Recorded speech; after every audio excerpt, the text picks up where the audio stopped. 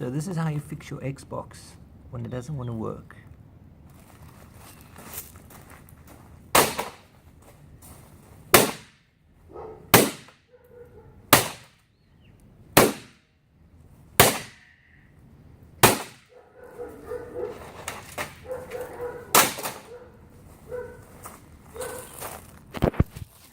This is how we do it in South Africa.